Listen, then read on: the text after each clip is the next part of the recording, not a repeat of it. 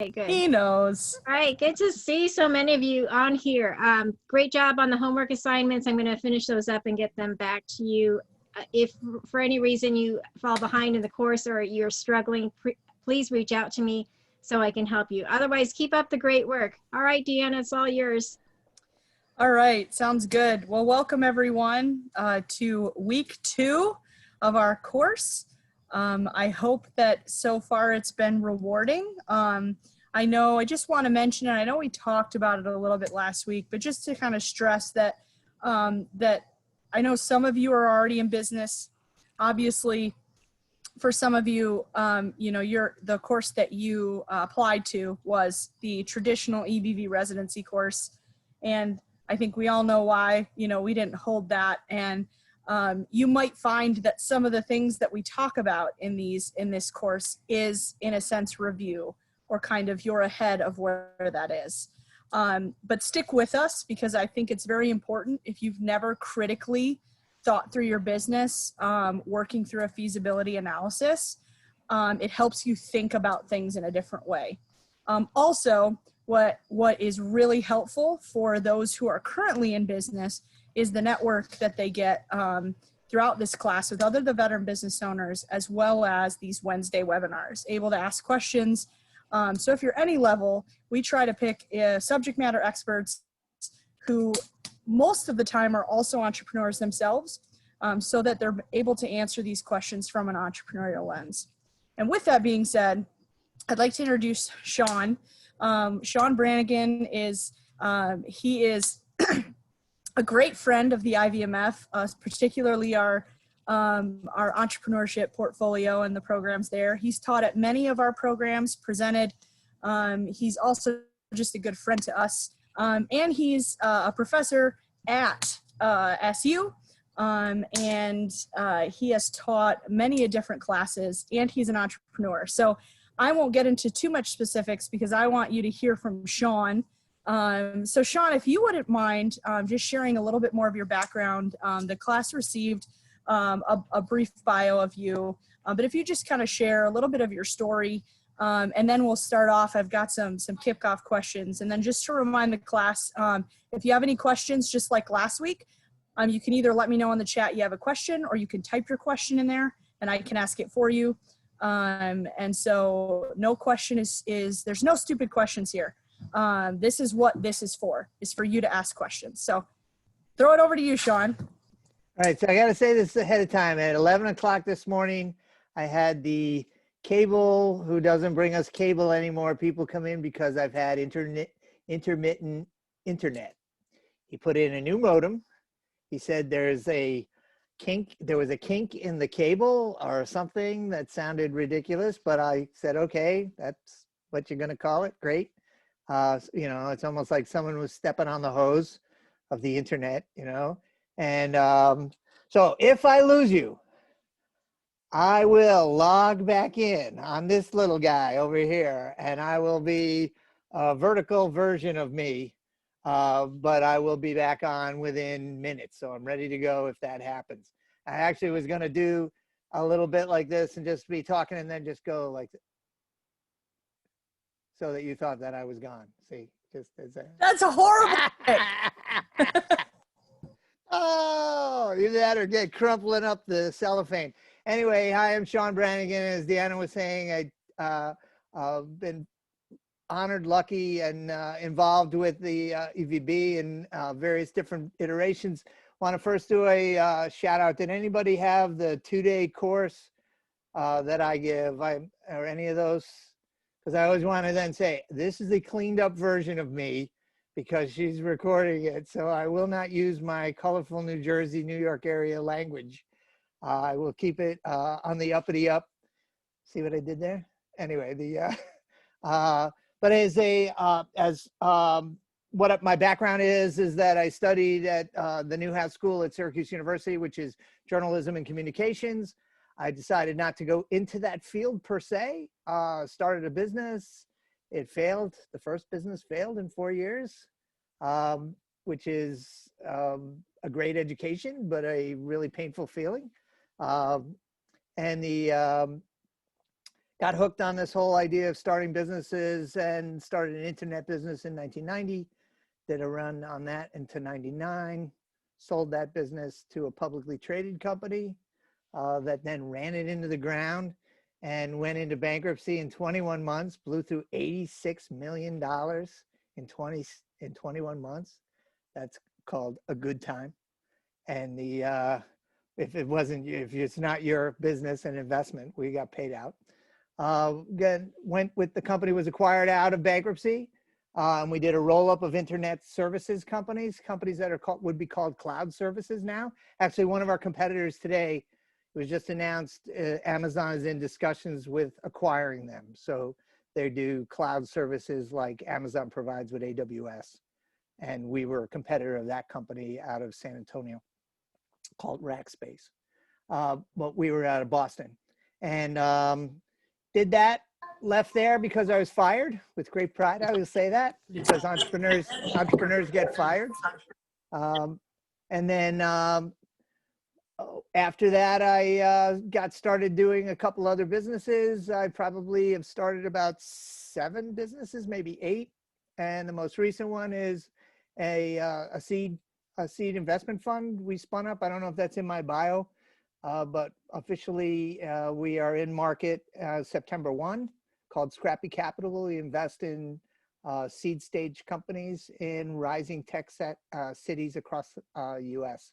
So not in Silicon Valley, New York, or LA, or we're more like Austin, Atlanta, Chattanooga, Nashville, et cetera, et cetera.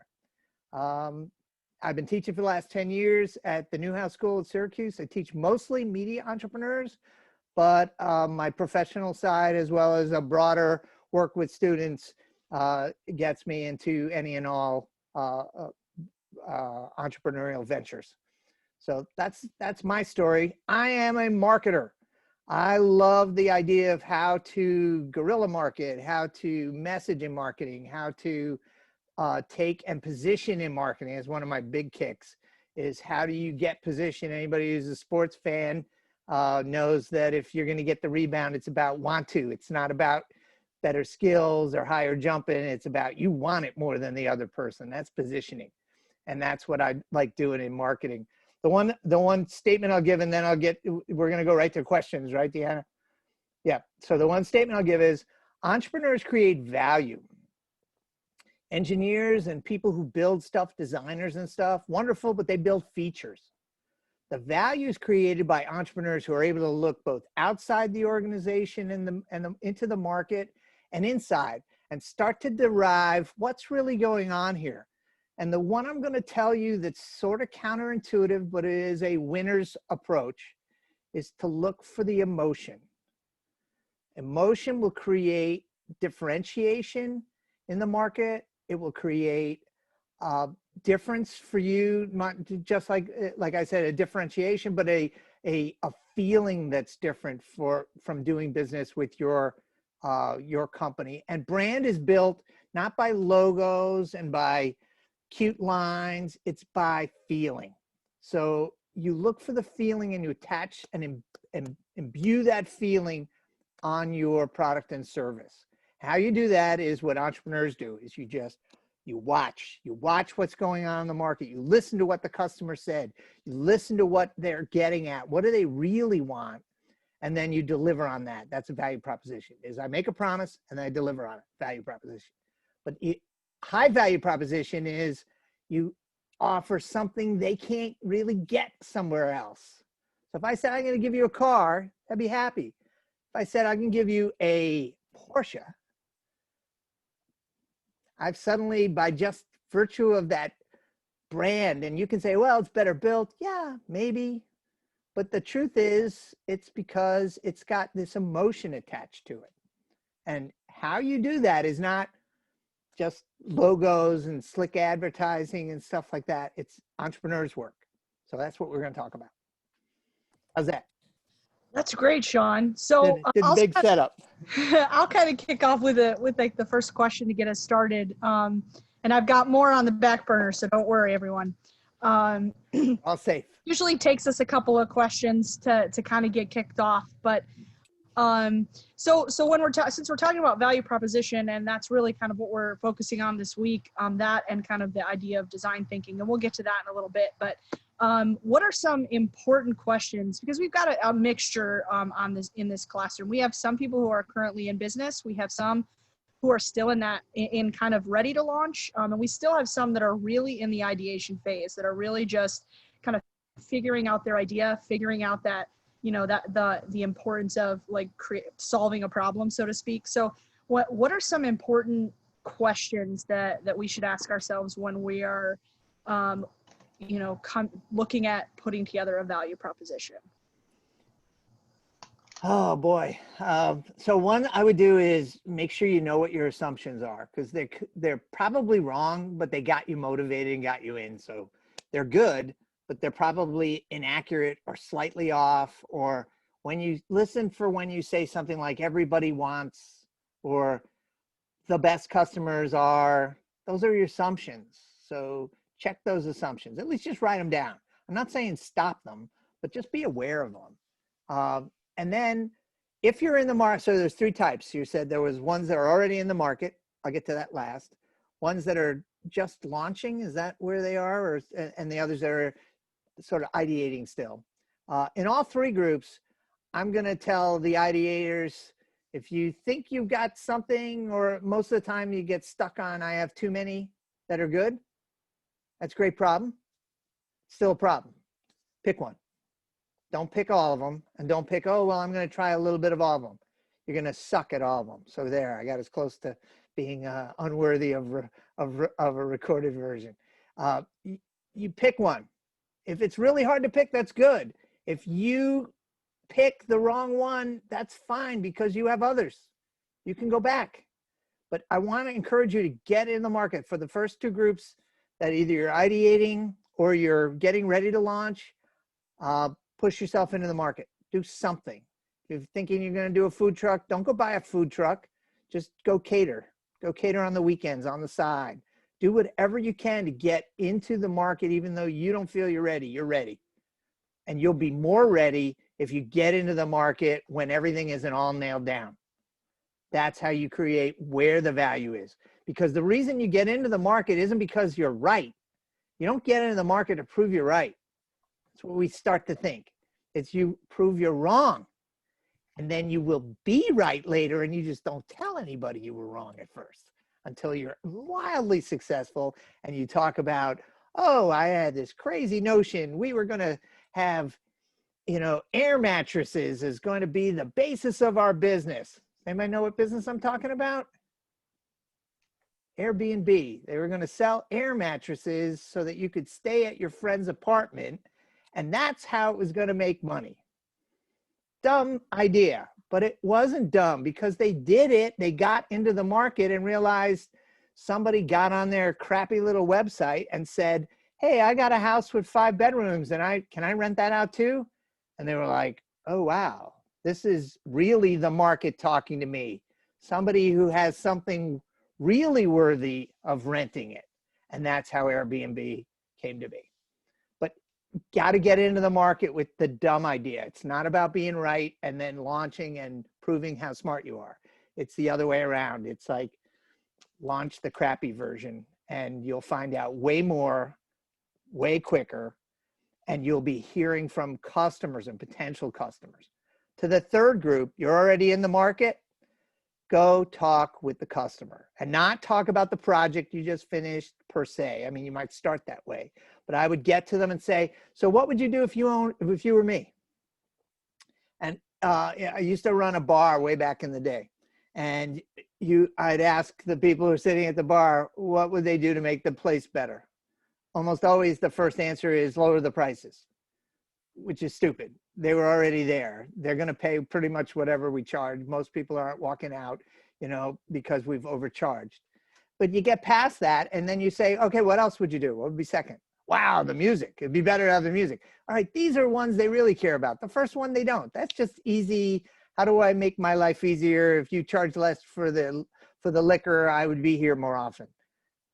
I don't think that's true. I think you're coming anyway. You like it here. You know, how do I make it more like your place is music. And How about if you could have a reserved seat at the bar? And crazy things like this. The crazier the better, because that's when you do the old chin rub and you start saying, wow, how can we do that? Or do something like that, or unpack it and say, here's this customer who's willing to part with their money to work with me.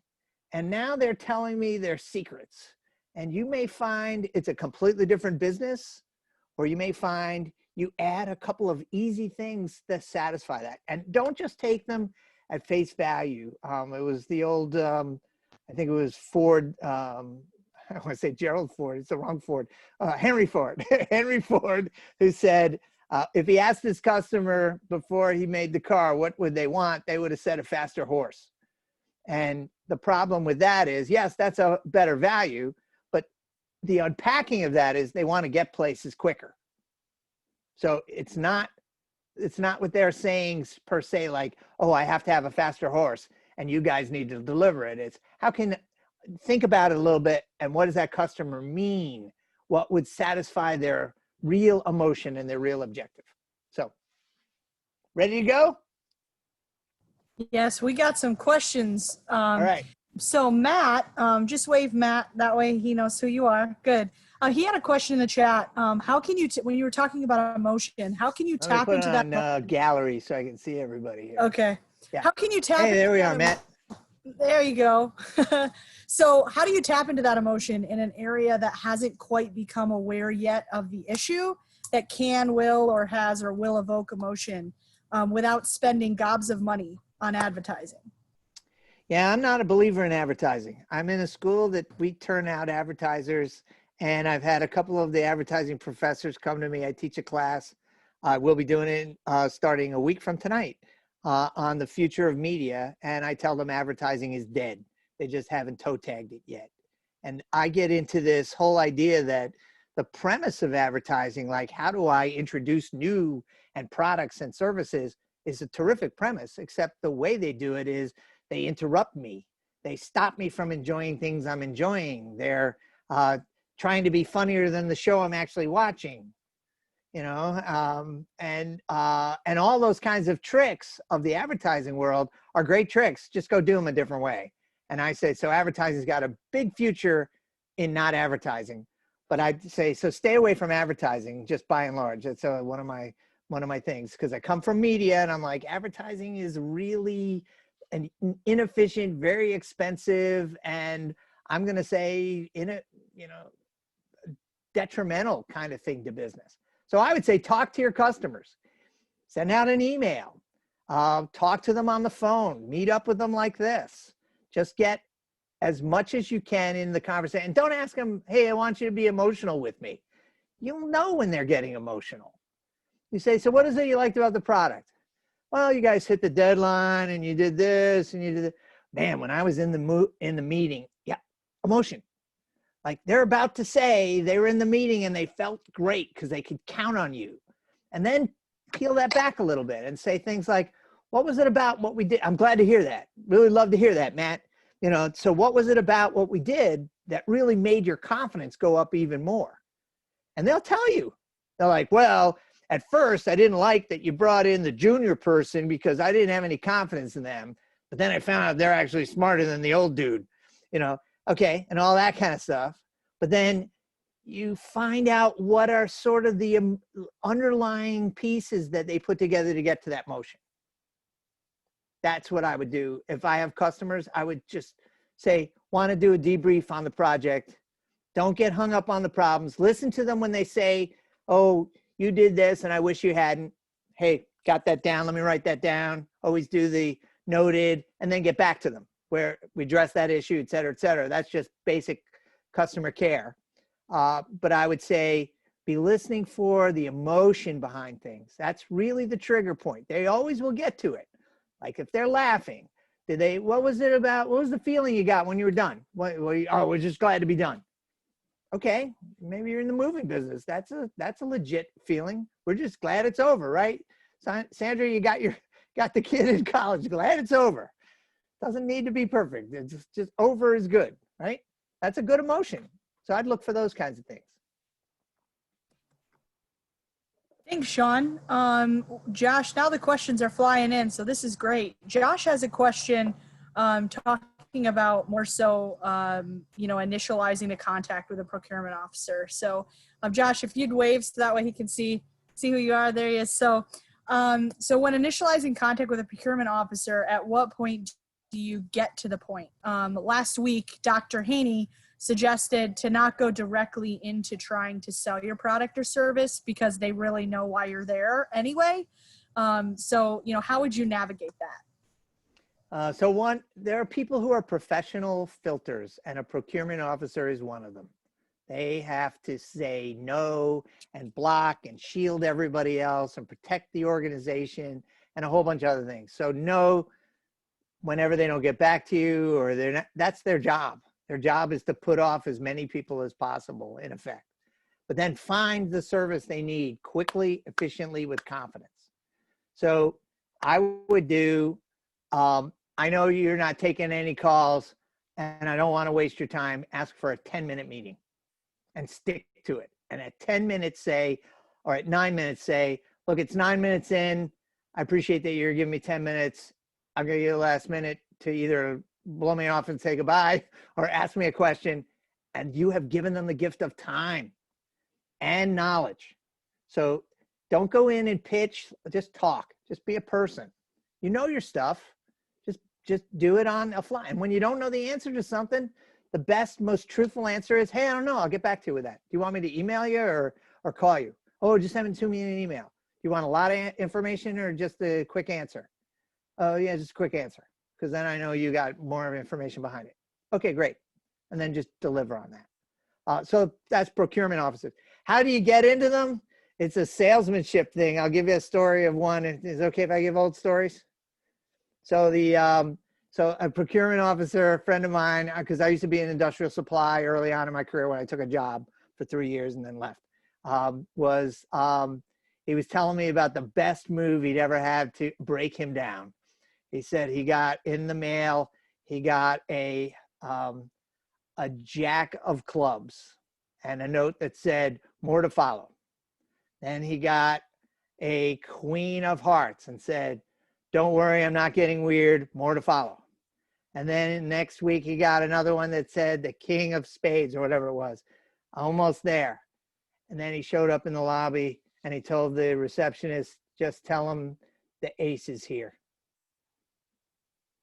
And he came out and took the meeting because he said, you worked it, I'll give you 10 minutes. He said, that's all I need. Thank you very much. And he just because he said he's being a little clever. I think clever wins the day. We're all bored. We all want to talk about the product and service, et cetera, et cetera. But I would say go with something that's a little clever and don't make it, that one can get trite. You do it a bunch of times, it becomes trite. But I would think about how do you just connect to them on a personal level. And then the last one I'll give there is, anybody ever see the movie Miracle on 34th Street? Okay, I'm a New York area guy, so I love listening to the old time New York accent stuff. But it's about the Santa Claus in Macy's. You remember that? You know, the black and white. It was, I think Natalie Wood was in it as a kid. It's old.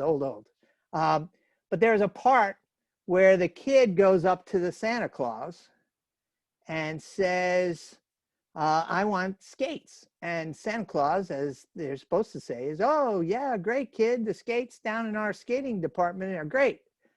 Instead, he says, yeah, those skates are great. They're good for your feet. And let me talk to your mom. And the mom's mad. Like, do you know how expensive those skates are at Macy's? He says, go over to Gimbel's. They have a great deal on them right now. I want her to have good skates. That is fantastic. Caring for the customer, selling, and not just selling skates, it's selling for lifetime value. She goes over to the manager of Macy's and says, I don't know what you people are doing here at Macy's, but I don't shop here very often, but I'm going to buy all the time at Macy's because that was so nice you sent me over to Gimbel's. That's how you do it. Even saying, hey, look, we're maybe not the best choice for you guys. Let me, if you want, I'll take a look at some of your my competitor stuff and tell you who's really good. Wow, you're on their side. You're now on their side of the table, not as an adversary selling. Those are the ones I would give you. Clever, and just make that personal connection. It takes time. Trust takes time. Build trust and then live up to the trust. Send them to Gimbals. Don't sell them crap. Send them to Gimbals. So I hope that helps. Thanks, Sean. You like the New York accent there? Hey, yeah, I can do the New York accent. We got another question from Mickey. He is not on video right now, but is listening. Okay. And it actually comes back to the point of the value proposition. And my next question was actually, how do you test the strength of your value proposition? And Mickey's question is right around that same thought process. So he's wondering, how do you scale up your value, or how do you know if your business is going in the right or wrong direction as a startup business? Wow, so I'm talking in general, so I'll give a sort of a general, hopefully okay answer. But Mickey, if you're in a business that's already up and going, especially say what the business is, and or a specific customer or situation, and we can get to nitty gritty. I just would say generally, when scale means how do you grow it in this? So I use the word scale to mean you've nailed it, now you scale it, right? So if you figured out, here's the kind of customer, here's the kind of product, here's the price point, now we're ready to scale. So you have the answer of things that say, okay, I can go to the next town over. If you're a real, brick and mortar type of business, or if you're a digital type of business where your services can be scaled really, really quickly with an online service. Once you figure that out, now it's about just building the capacity to handle more customers. That's the scale part of it. So to me, it's like before you get to scale it, you better nail it. And nailing it is product market fit, which is, does the customer really care about this product? Care. I don't mean just use it or bought it or it was a convenience point. And if that's where it fits in the market, that's fine. That's a legit thing. But I would say be thinking about how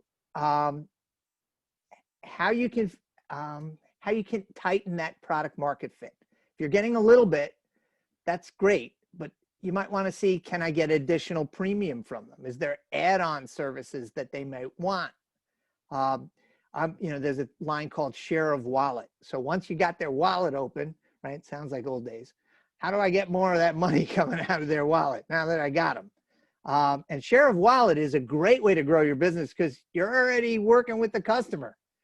You're saying, what else could we bring to you guys? We're really happy to be working with you and we love you as a customer. And you're like, well, if you had this, they'll tell you. It might make no sense. And then you go away and come back and say, no, it didn't make any sense. But sometimes it's easy. And they may say, look, if you guys could deliver it as well, or if you guys could, it's an add-on extension service that makes you even more different and a better fit into the market. I'd ask for things like that. That's my general answer. So Mickey, did you come on live or you? Yeah, there he is. What business are you in? I'm working thinking through a business. My startup is a tech startup. Yeah, it's still on process. It's in a MVP part right now, and then I find the target of my customer, so it's very unique. So and then I try to think from what you say before we scale it, we have to nail it. So and I'm going to So you said it's a tech service or it's a tech product? Is it hardware or software? Well, it's basically a service. It's a software. I give you the idea. I already told some of people in the class. My idea is because. As international shipping is very expensive, right? If you want to ship some product from here to overseas, it costs a lot. So, and then I came up with the idea, the people still, when people traveling from one country to another country, they always have, the luggage, and sometimes they have a space empty for the luggage. So my idea is just, instead of you just waste the luggage, you can just sell the space on the luggage, by help other people who want to send the stuff overseas. My service. So you would be sending the luggage ahead of time? Is that how it works? No, so basically, utilizing right. people that are individuals. Oh, I see. As right, the shipping service basically internationally. Right, exactly. You can think as an Uber, but instead of. Okay. Yeah. Got it. Right. So that's the idea, and I found the market that a lot of like immigrants, from like, let's say in US, they have a lot of immigrants over here, and they like to send the stuff back home, right? Sometimes they cost like $100, to send like 2 pounds with a fresh egg. But I'm gonna go back to, let's say, Thailand anyway, right? I have 2 free luggage, and then I can sell that space, maybe a 2 pounds per 20 baht. I can make maybe like 500 baht per luggage. That's what they have been done. So my service. What I would so I'm sorry to cut you off, but I'm going to get to an action for you. Yes.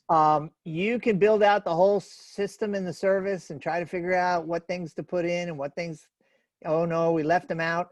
And I'm going to tell you, try to do it with just build a fake it to make it website. Make it so they fill out a form like it's all automated. It sends an email to you and you send them back a semi-scripted email to make it look like this thing is all a system that's built, and it's not.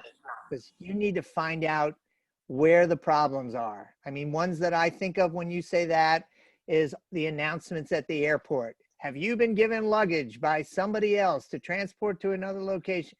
And the answer is yes, right? And how do you maybe get around that? Or how do you create an opportunity inside of that? So they say, and this message is brought to you by, no, I'm kidding. But the idea is you need to find that stuff out before you build out the system and build out your business. And a lot of times we get caught up in, we have to build it all the way out. No, just read up on MVP. I'm sure you guys are going to get into some of that as minimum viable product. And the most minimum viable product you can build is the web interface where I land on it. It says, tell me where you're going. Tell me how many pieces of luggage, how much does it weigh? Don't know, check that. And then it just emails you. It doesn't do any magic thing. It just makes them think it's doing magic. And then you email them back a semi-formalized email. It looks like the system is saying, we've accepted your offer and we're ready to find somebody who would do it. And then you go and you look at all your friends. Is anybody flying to France like in the next week or 2 weeks?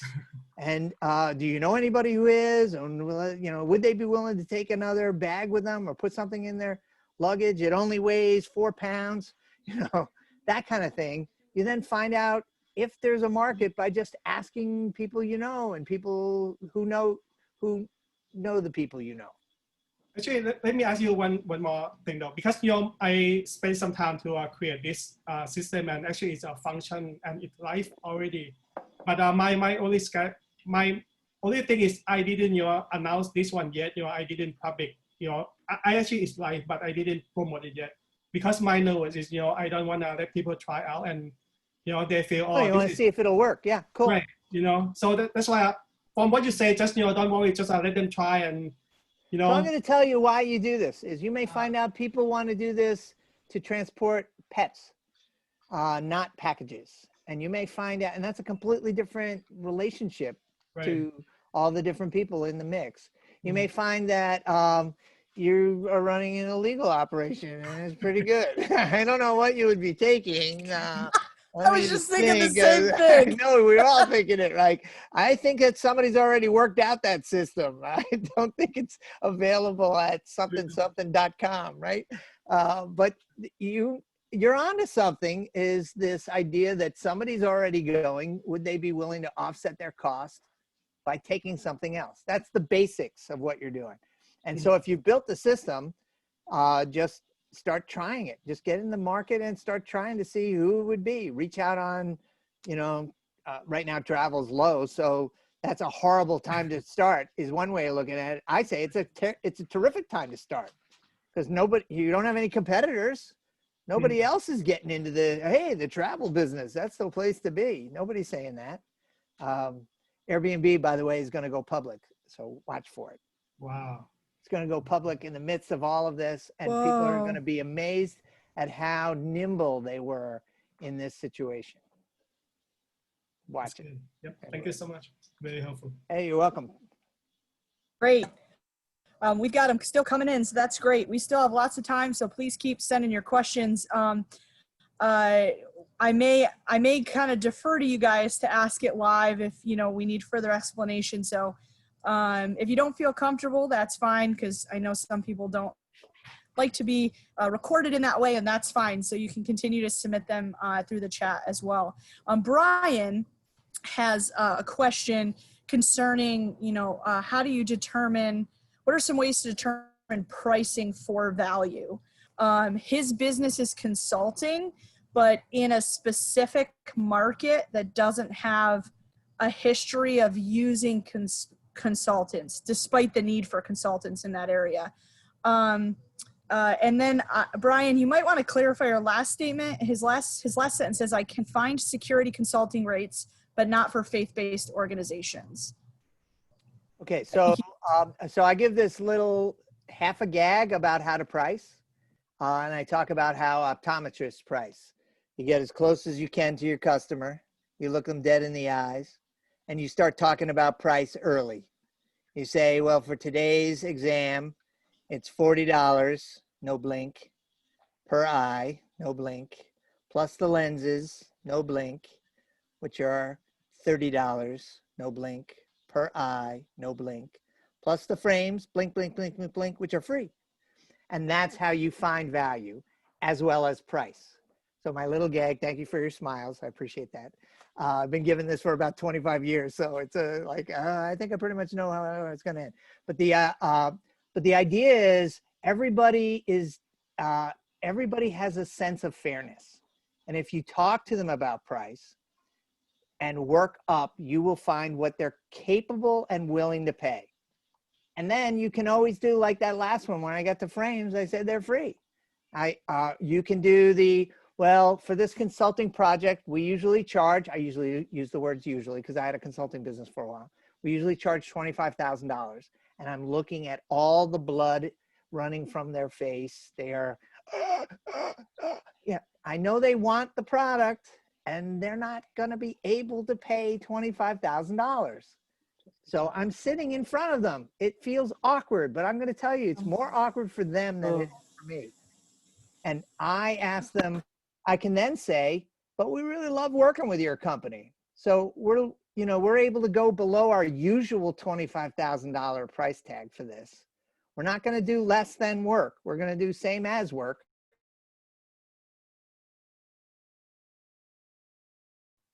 Oh, we might have lost him.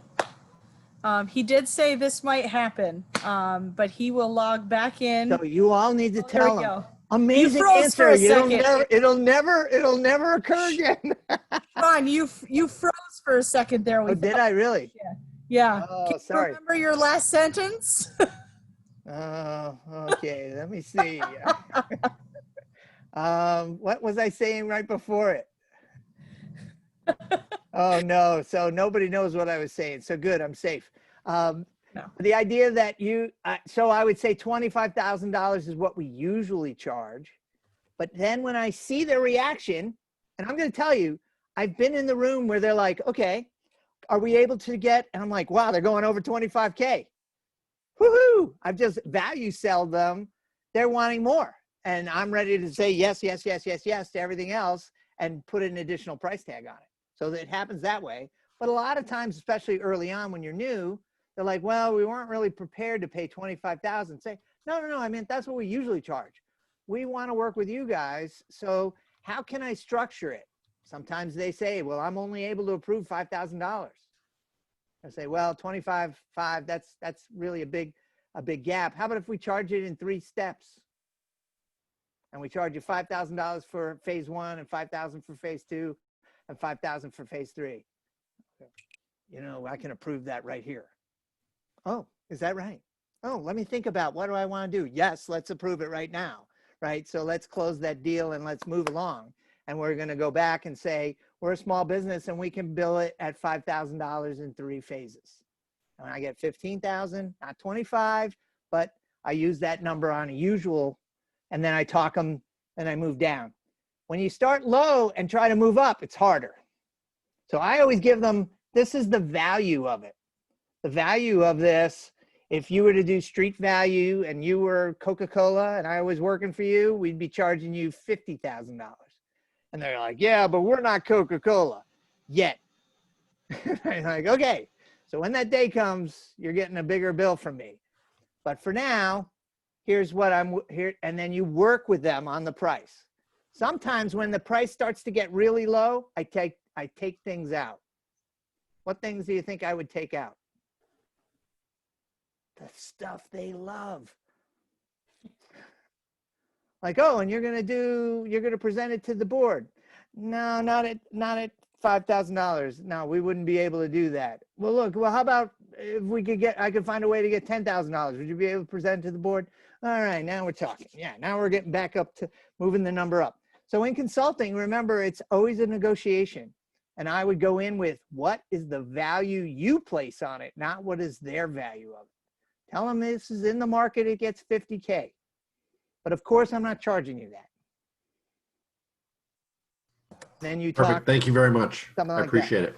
Hey, good deal. Thanks. All right, moving on. We're still kind of on this value proposition, which is great. Jack has a question. I'll say the first part, and then I'm going to throw it to Jack to elaborate a little bit to kind of give you a better picture of what he's talking about. But he's wondering what happens when you hit on a value proposition that your customers agree is what they need, but they are still not buying it because they don't see it as a priority. And Jack will elaborate a little bit, if you will. Yeah, tell me the kind of business, because I see. Yeah, so Sean, like, you know, I've had these wonderful meetings with clients where, I mean, they get super excited and they're like, wow, this is great. This is exactly what I need. This is going to solve my problem. And then they end up going with somebody else. And the business that I'm running, you know, it's public relations, so it's earned media, right? And it's really getting into the heart of the fact that a lot of times when small to mid-sized businesses, be they profit or nonprofit, engage within that space, they do so at a very tactical level that isn't moving toward fulfilling a larger strategy, a larger brand build, et cetera. So everything's kind of hacked together. It's very piecemeal. They're not really spending a lot of time thinking about it. And so the idea is to carry them from strategy to tactic. And then ultimately at the end of the day, despite the fact that they get very excited about that, they end up going and hiring somebody to do just base level tactics for them. And, you know, that's the end of the day. Yeah, and they sometimes will, in the process, they've had pitches from 4 or 5 different firms, and they gather a couple ideas, and they feel like they have a strategy because they've heard some high level ideas, right, and then they're just going to implement it. Yeah, it happens all the time. Know that part of that is you're going to get a better sense of that. You're going to smell it in the room earlier, and you go, you know, I don't think we're the right firm for you. That's how I usually say it. And they'll say, no, you guys are perfect. I don't think we are. I don't think we're a good fit. Because you're going to steal my ideas, or you're going to try and take my number and only implement it with your own people and pay us a little bit. Yeah, and that's not a good fit for me. It's a good fit for them, but I don't want that, right? So I would look for that, and you'll get better with that over time. There's a couple selling strategies I would use here, because what you're doing is when you're finding them and they're finding you, you've done all the marketing. Now it's about closing. There's probably, who have they, you need to not do this here, but assess who's beating you out. Is it the bigger firm and it's because you're small and that's maybe their reasoning? Is it the newer firm that's got all the sizzle and, you know, and all that kind of stuff? So you got to know where it is that you fit in this space and who are you losing to. Some of that's going to continue, but I would call it out. There's nothing better than a tactic that's called a tactic. Like, I know you're probably going to go with the cool young kids, and they'll say, no, that's not how we're doing it. And that is exactly what they were going to do. But now you've called it a tactic, and they can't do it without at least thinking it through and assessing it as a legit thing. Not a threat, not like, hey, ageism, I'm going to sue you. No, none of that. It's, I know you're going to go with that. You know, a lot of clients do. You can make it not them, whatever. You get the ideas. You call out a tactic. That'd be one. The other one is, I do this thing as a default close. Look, I think we would work wonderfully together, and I'm willing to bet on that. We're going to start working on it. Call me by Thursday to tell us to stop, but we're immediately going to work on it. And you're forcing them to yes. Now, you may lose a couple times where you got started and you worked, and I mean legit. Don't wait till Thursday to start. Just get in it like you got it. and then contact them on Wednesday saying, hey, we've done this and this and this. And some of them go, oh, we never really gave you the official. I know that. No harm, no foul. If you want to step away, well, we'd like to see what you did. Yep. And now you're selling your work with your work instead of selling the concept of your work or the talking about your work. That so I would do that. It's called default close. If I don't hear from you by Thursday, you're sold. It's one of my faves. That's what we do to people who don't respond to anything in this course. That's right. So if I don't hear from you It by does Wednesday, It does one of two things. I mean, if you see we haven't logged in at all, it does one of two things. Hey, if we don't hear back from you by Thursday, then we're gonna remove you from this course. And it either spurs on an email or we don't hear from them at all. So it does work for sure. Yeah, and then you can, in fact, if you're into the analytics of that, you can analyze what are the most reliable outcomes. You know, are they, oh, they say, oh, I'm sorry, and they send an email. Look, I've heard from them. They're alive. That's good. We're happy. Or do they just leave? In which case you might say, okay, that's good too, because we're just gonna cull the herd. You know, let's get only the people who are serious. If that's your objective, then mission accomplished. But hit me up with an email and I'll give you some other ones because Okay. they won't be mine. They'll be friends of mine who have done some sales tactics. Because I'll like I'm just thinking of 2 or 3 people that I know who are really good in this situation where you got them head nodding, right? They're like, yeah, we love this. Oh, yeah. This is great. And then is it price or is it? It's usually not that. It's that they're just get too clever and decide, oh, we're going to go with somebody else, or we think we can do it ourselves. I'll give you the last one. So early on, we did web development before anybody knew what that was. And our number one competitor, we used to call Fred in the Shed. So it would be the brother-in-law. Oh, my brother-in-law does websites. Oh, he's really smart. He can build a website like in a weekend. Oh, wow. And they say, my business partner, right at the moment, he's not the one who usually does this. He says, how long have you been driving a car? And the client, the not client, is saying, what? He says, how long have you been driving a car? He goes, well, I'm 44. I've been driving since I was 16. He goes, yeah, do you know how to build one yet? And the guy would go, all right, let me talk to my brother-in-law. I'll be back in touch with you guys. Unbelievable. It makes you go, just because your brother-in-law can surf the web doesn't mean he knows how to build websites. We've been doing it since 1990. Maybe a little different than, you know, your very smart, very nice brother-in-law, Fred, in the Shed, who wants to do website development. So that's how we used to do it.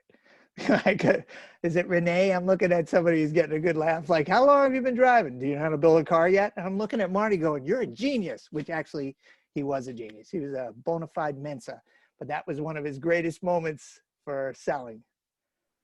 So. Awesome. Thank you. You're welcome. All right, moving on, get to Jack's, or sorry, we just went to Jack's question. Going to Cliff's question. I think Cliff is on video. I think he's on the end of mine now. So Cliff, be ready in case we need, he needs a follow-on explanation. But so he is feeling very uneasy as he prepares to launch because his supervisor, where he currently works right now, keeps making statements about claiming intellectual rights to what he is currently creating, such as YouTube videos, because they are education related, like tutorials. He has an LLC and he's looking into copywriting. Does the college have any rights to his work, even though he made the videos and products at home? Okay, so I'm not a lawyer, blah, blah, blah, blah, blah, a little line across the bottom saying the following is, right. Okay, so. It's all right, I already told Cliff that if we can't get to the bottom of it, I can get it. him to a lawyer. Yeah. So. No, we can, but I'm going to give you, I've paid enough lawyers that I should be a lawyer. So so so if you did it on their network, they could have claim to that product. If you built or did any of the work on their laptop, they absolutely have claim to it. If you used email of the company, it is their email. It is not yours. So legally, if it was using any of the products and services that you get as an employee, then they can lay claim on it. That said, I'm going to tell you they're not gonna, because that threat, when you make a threat, I mean, I grew up in Jersey City. It's the kid who's threatening you the most, who's the most afraid of you. You know, it's the one who's talking. It's the quiet one. That's the one to watch out for.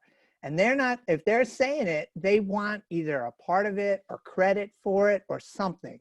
So so you're at a university? I'm at a college. They're not coming after you. Yeah. It's not. I'm going to tell you that. You give them all the credit in the world saying it was a spin out from the college. I was so pleased. And they're in the business of creating successful alumni. So be one, you know, indirect. That'd be my take. Unless you built while you were in their hours, on their systems, on their computers, then you have some issues.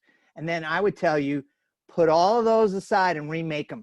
You know, that's a lot of work. It's a lot of good work. I remake them on your own equipment, in your own network, on your own, you know, in your own environment. And then you have a clean statement to say, yes, I worked on some of this. That's part of how I grow as a person and learn stuff. I mean, what, do you think my schools are going to come and say, hey, I taught you that, therefore I own it? No, we learn in all these different environments, and we go off and we make stuff. They don't have a claim on that. But if you made it in their infrastructure, they could make that claim. I don't think they will, but I'd spend the time and remake anything that that you would say, oh yeah, that one video I used their or whatever. I'd remake it. I'd go and remake it just so you can claim you went off and you remade it. Great, thank you so much. Thank you. Moving on to, let's see, Howard. Howard, you might need to explain a little bit more of your question. I think it was something that he was referring to as you were talking about pricing. Price, he said, but price is the top P in marketing, ? Oh yeah, the marketing, the 4 Ps of marketing. Is that what you're? Yeah. No, yeah. Part of the 4 Ps. See, I have my sports management degree, and we always talked about the 5 Ps. Oh, go tell me. And we actually included people. Oh, amen to that. Product, price, place, and promotion. But then, what is your target demographic, which is the people? But then you said something about where people can also change from one potential client to another potential client because of price. I always thought that price, if you can reasonably set it at a reasonable price, most competitors won't move from you because they say, we'll take that, and then you work with the rest of the piece. Okay, so a handful of things here and I love your idea of the people. And I'm going to tell you that on the people side, marketing has dramatically changed there, where we still think as you guys are all new entrepreneurs, I'm an old entrepreneur, we think in demographics. Demographics is over. Anybody doing a Facebook ad campaign? Show of hands. All right, a couple. So I see Joshua, and I see, so turn your mics on, whoever have done a Facebook campaign, and say some of the crazy things that you can choose when you're choosing your customer in a Facebook ad targeting information. You remember anything that you saw? Married, not married. Right, those are classic demographics. Yeah, how much they spend online. Again, that's our high-end demographics. Now we're going to get into the weird stuff. Bondage. I'm just kidding. I'm going, yeah, I bet it's in there. It's probably named something else. But they'll be like bands, concerts you've gone to. I think Howard had some. What were you saying, Howard? I was going to say, when you think about demographics, depends on what your business is. Now, what I was talking about, like something that's sports related, what is your area is? So I'm from Baltimore. Me from being Baltimore, the biggest sports here are like lacrosse, soccer, contact sports, which will be your people of the demographics and the target for your business. Right. So I would get into following who is got interest in those sports instead of, men or women between this age and this age. That's classic old demographic stuff. Yeah. I'm going to tell you, get to behavior. The high end of marketing right now, and where you guys can start, is get behavior-based targeting. So behavior-based would be interest in football, has gone to games, has posted pictures at games, et cetera, et cetera. So you're getting their behavior. And that is the funniest indicator that demographics has always longed to have for years and years. You would say, well, if they this and this and this, and you're naming things like gender and income level and location and zip code, and then you're making an assumption that they're in your market. And invariably you'd be close to right, but you weren't dead on right. When you go with behavior, it's dead on right. It's crazy good. You can then, as you start taking it into, and I'm not a big fan of Facebook, just by the way, I'm off Facebook. I'm cleaning up my language here. Don't think highly of Zuck. But what they've got as in a digital land, the ability to see what the behaviors are just absolutely trumps knowing the demographic. Who cares? Who cares if that's, so let's say I'm selling a high-end mountain bike and it's $15,000, something crazy, right? Anybody mountain bikers? Okay, $15,000. Yeah. So what did you pay for your mountain bike? This is where Cliff's going to have to join a support group. Actually, I got a Walmart special, so. All right, well, see, but what all right, so I have a friend who bought a mountain bike for, come on, Cliff, finish the sentence. How much? A friend. It was a mongoose, believe it or not, but it was $170. Oh, so that's totally reasonable. I'm saying if you were to, but there are people out there who spend crazy amounts of money, $5,000, $10,000 on a mountain bike. I spent $5,000 on mine. There you go. See, there it is, owning up. Let's all hold hands. We're going to have a support group here now. So you spend that money because you care. And then you derive the value from it. It's the craziest world ever. But if you were to just pick it by demographic, you would miss people because there's somebody who's making minimum wage, who's saving to buy that bike, and they wouldn't fit in the demographic profile of who buys the bike. In fact, they're the one who buys the bike is more influential to all the people around them because they're spending, 40% of their income on a bike. Okay, they're a little crazy, but man, they're into mountain biking. That's what I sell, a mountain bike. So be thinking along those lines, which is how do you break down and get away from demographic and get into, they'll call it exographics, it's the idea of behavior-based targeting. Facebook's got the best. I got to tell you, the one to follow though is Snapchat. I'm looking at these faces and they're like, Snapchat's done. Nope, it's coming back. Watch it. It's coming back. Anyway, I hope that helps. The idea but the question was about pricing.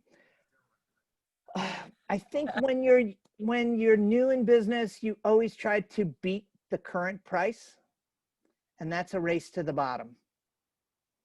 I'm going to try to tell you, and you're going to get it in your follow-on weeks, which is how do you suss out what makes the premium? What makes somebody want to spend more? I mean, seriously, they want to spend more because it feels different. It makes them say, hey, look, I've paid this amount. I'd like you to deliver more.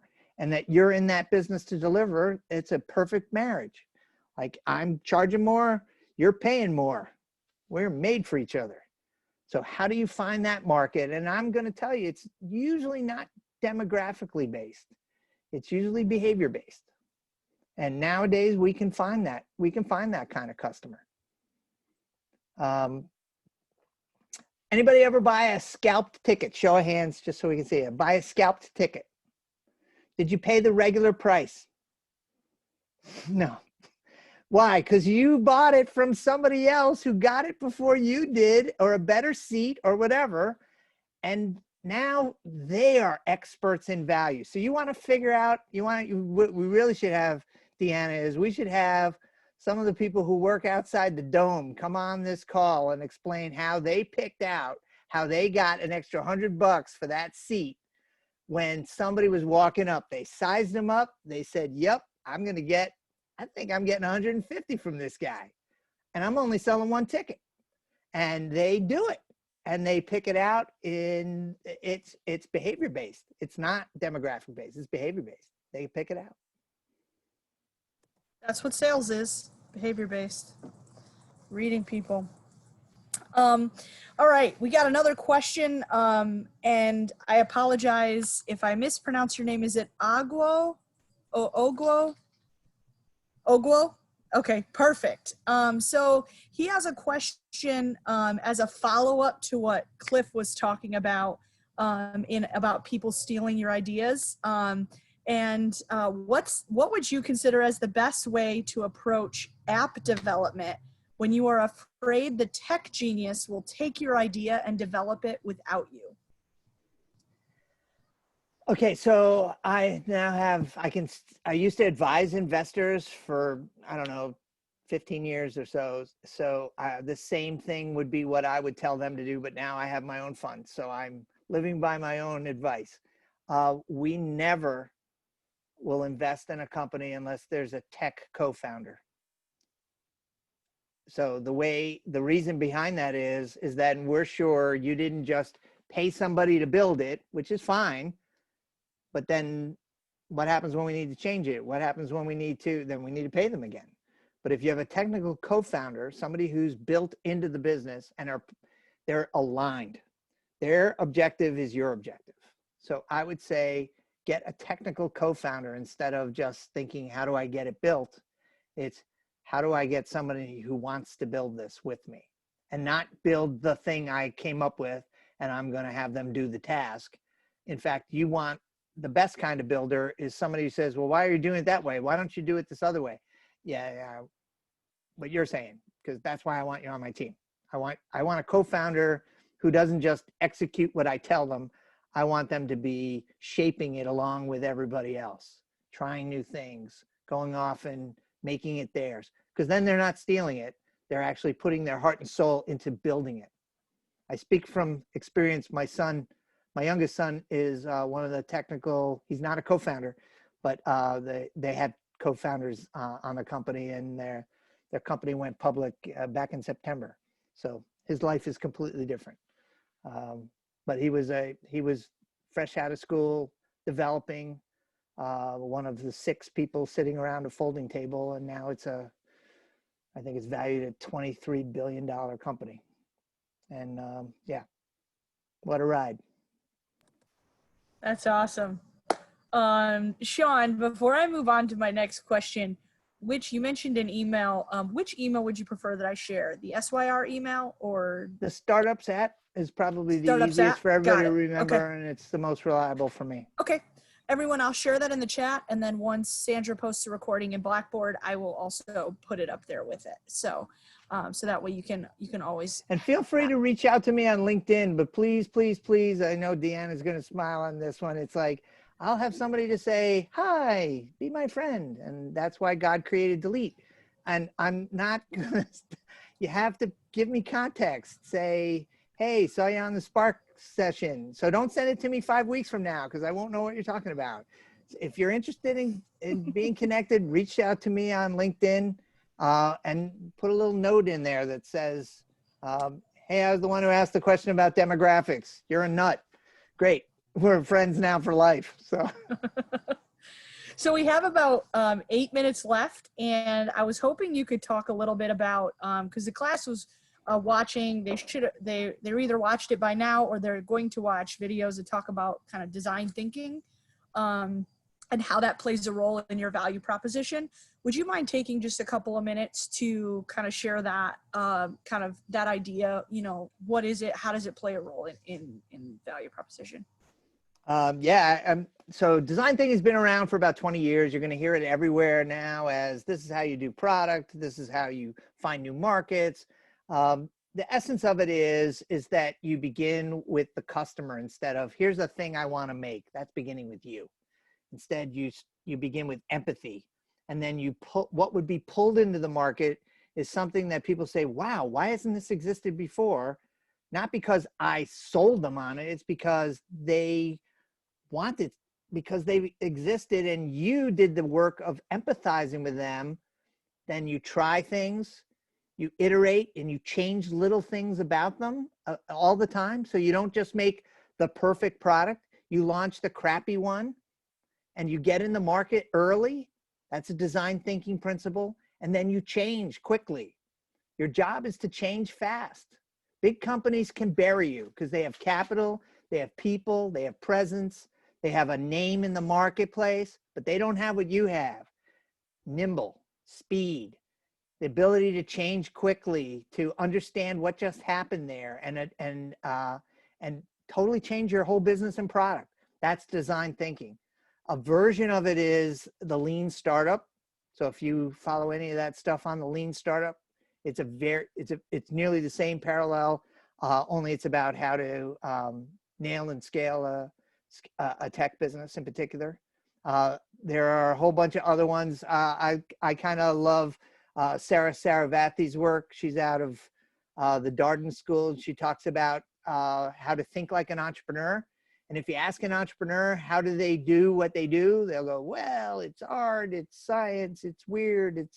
They don't know because they have done these things. And she then interviewed thousands of successful entrepreneurs and found 5 things that they all do. They don't do them in order. No surprise on anybody's face. Okay. They do them in different orders, but almost always use almost all of them. And she's even, I applaud this in her research. She said, there's probably others in the research that I haven't found. But there is a pattern to it. And it's very close and dear to design thinking. So when you see design thinking, know that is a proven, repeatable, justifiable. There's lots and lots of examples. I can't say enough about learning design thinking for how am I going to design a pen? You know, how can I make a pen better? Why is it too thin? Oh, some people like it thin. Some people like, okay, well, how about if you held it in, that's that empathy. You start thinking like the customer, only the customer is saying, why doesn't this exist? Why can't I have it that way?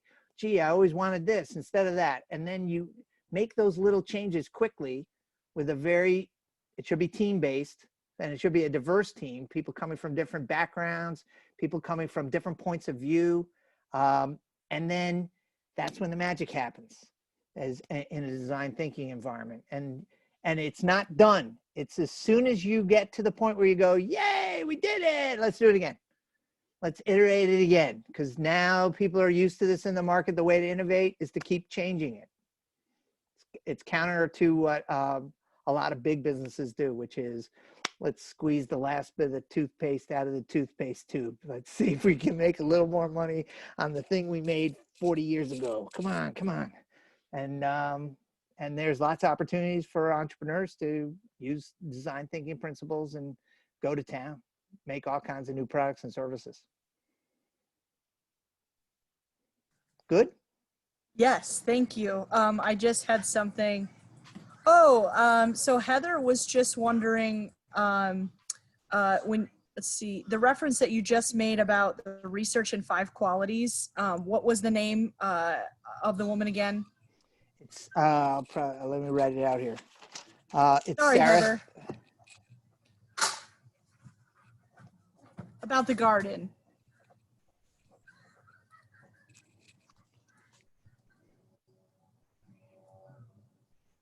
Saras, S-A-R-A-S. Saras. Oh my goodness. Let's see if I can type that. S-A-R-A-S. Is that you? Genius, genius. Genius, genius, genius. Honestly, when I read it because I'm thinking, okay, I got to teach this entrepreneurship stuff. What am I doing? This was 10 years ago. And I read her work and I was like in a support group. Okay, I'm not screwed up. This is a process. And so I'll give you the 5. Do you want the 5 real fast? Yes, give us the 5, and then I got one more And then thing, Daniel, and then we'll be good. Okay, number 1 is you start with your means. You don't start with what you don't have. Classic thing is, well, I have this idea for a business, and if I had $1 million in a coder, yeah, if anybody had $1 million in a coder, they could do something, right? You start with whatever you have. And what you really have is, what do I know? Don't fool yourself. Like, what are you really good at? Who do I know? And who do they know? Anyway, do a whole class on this, so I'll end it on that one. Second one is only take on affordable loss. Anybody who said the words, you got to spend money to make money, is not an entrepreneur. Entrepreneurs will do it by stealing it, getting a free one, borrowing it, doing a small you only take on a risk that you can survive. And most of us stop when it's embarrassing. I've raised a bunch of kids and say, you'll be fine. You'll get over embarrassment. You'll be fine. And you can survive that. And then once you get past that, you're less embarrassed. You just do things because, of course, I'm going to be embarrassed. I actually enjoy being embarrassed now. And that's because you've got past those things that hold us back from the little losses that we're more afraid of. And we tend to go for bigger losses. Well, it's money. You got to make money. You got to spend money to make money. No, you don't. Let's do it in a cheap way. Let's get into the market with a low risk as often as possible. If it's a big risk, ultimately, break it down. I'm only going to do it for this amount of time or for this amount of money, so that you know you can at every step survive loss, because this is the losing business. You get into it to win, but you know you lose. Anybody play sports? Show of hands. You can't win unless you risk losing in sports. You get into the game, you could lose, but it's the only way you can win.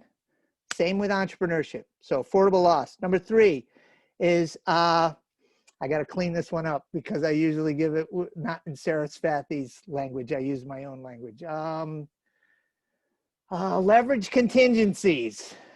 Bad things will happen. You can fill in the blank. Blank happens, right? Embrace it.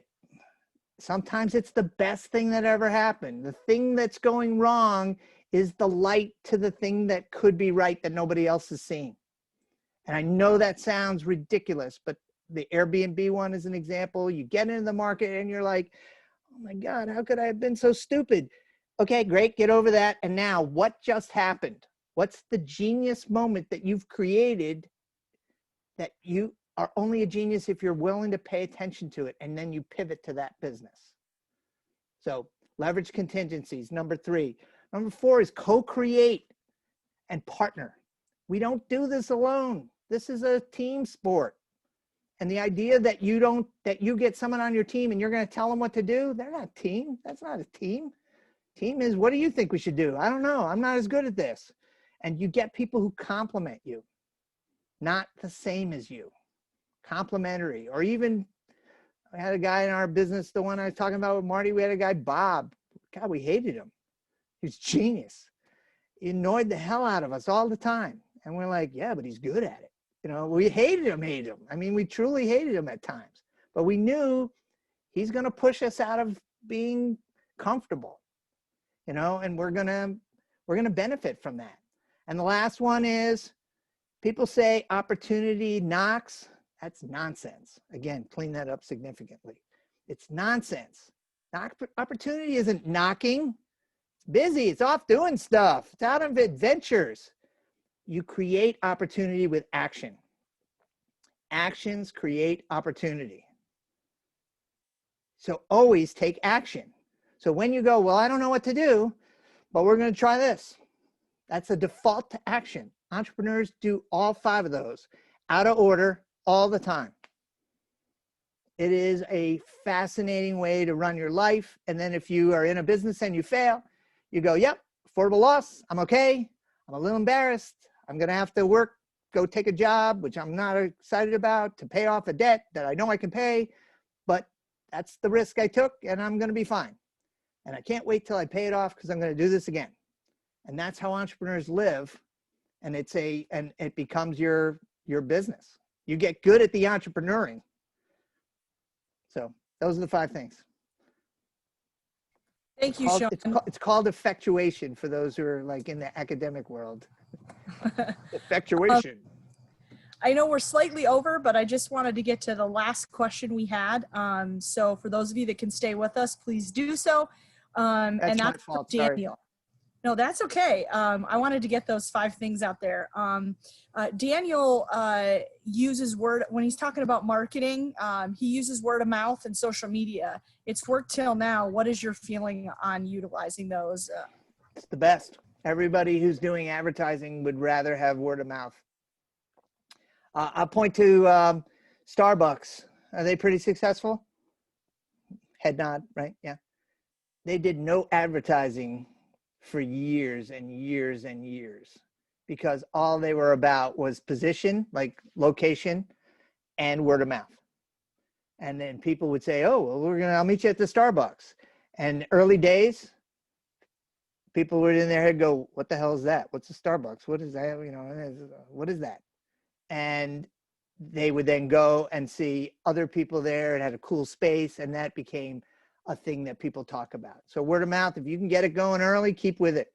Are you paying your social media influencers? I love the no answer. Yeah, I have a student with 500,000 followers on Instagram. I know what she makes. She makes money. She does. And that's only 500,000. And it's because brands can't do what she does. So if you're able to do it without going and paying influencers, do it. Does that say like across the board, don't ever pay influencers? No, I think there's some mini influencers you might want to get to that are true influencers. Like they're, I'd use the word mavens instead of influencers. They really know about your product or service. Daniel, what's your product or service?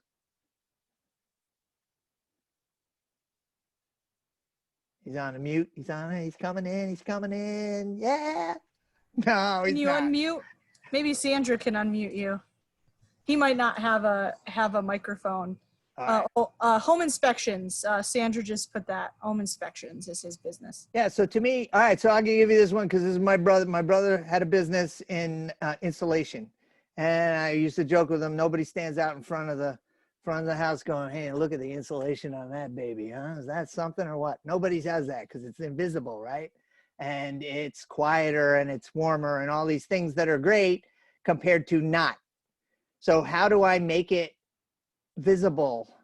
And I was telling them, have all your people show up in tie-dyed jumpsuits, you know, so that everybody on the street is talking about, did you see those guys? What the heck are they doing? Oh, I guess they're doing insulation or something. It must be like they're cool. Yeah.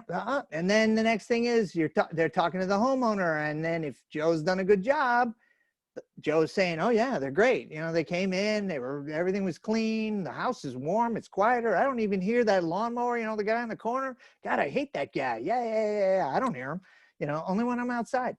And that becomes your word of mouth influencer, community by community. You could do that, Daniel, in neighborhoods, but you got to create what's called remarkable moments. Not you're telling them what to say. You're just giving them something to remark about. Like the truck with I have, actually he's a former student here. He has a mohawk, a bright orange mohawk that, did you meet Art at the conference in Dallas, Deanna? I saw him, but I never got to personally meet him. I was running around like a chicken with my head cut off. He's doing okay. Anyway, without talking about his business, he has this, and people will almost always comment. He stands out in a crowd. He is this really interesting person just visually, and then you ask him what he does, and you're like, oh, hang on, let me reattach my jaw. And he tells you about the business he's running and how well it's done.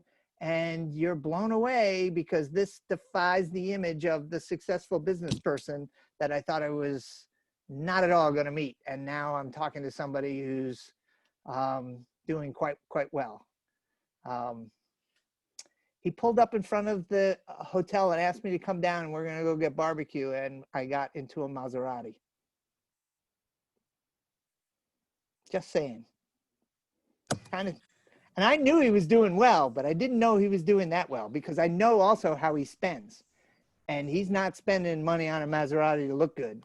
He's spending Maserati because I can. That's not that hard now. So, yeah, I think he's 3 years out. Yeah. Awesome. Well, Sean, I know we're a little bit over, so I appreciate those who stayed with us. Sean, thank you so much for your time once again. Let me post this email actually in here. Sean, can you give your email again? I apologize. I'll put it in the chat. How's that? Okay, Does everybody see perfect. it then or no? Perfect. Thanks, David. I'll put both of those in reminding there. me. I totally forgot to do that. Keeping me on task. That's what I need. So while Sean is putting that, I just want to thank him for his time. He was with the class last cohort. Again, this cohort, really appreciate it. Thank you all for your time. Look forward to seeing you next week where we're actually going to be talking more on marketing, marketing strategies and some personal branding. We're going to have Elizabeth Weimer joining us again. She joined us for the last cohort. She's also a professor at, she's an adjunct professor, so she only does a couple of classes at the Whitman School of Management at Syracuse University. She speaks as one of our keynote speakers at times in some of our programs, as well as doing our Marketing 101 and 201 classes as part of some of our programs. She is a phenomenal instructor, someone to know, and she is a teacher by trade. And so, but she teaches within the entrepreneurship sector, which is really awesome. So I'll make sure if her bio's not posted, which I think it already is in week 3, I'll make sure that it gets up there. Let's see, did Sean post this? Awesome. I'll take that email and I'll also post it on Blackboard so it's there for those who might not get to see this chat and are just watching the recording. So again, thank you everyone. Sean, thank you so much. And I'll just put in a good word for Sandra. Don't forget to do your homework and turn it in by Friday. All right, have a good night, everyone. Bye. Thank you.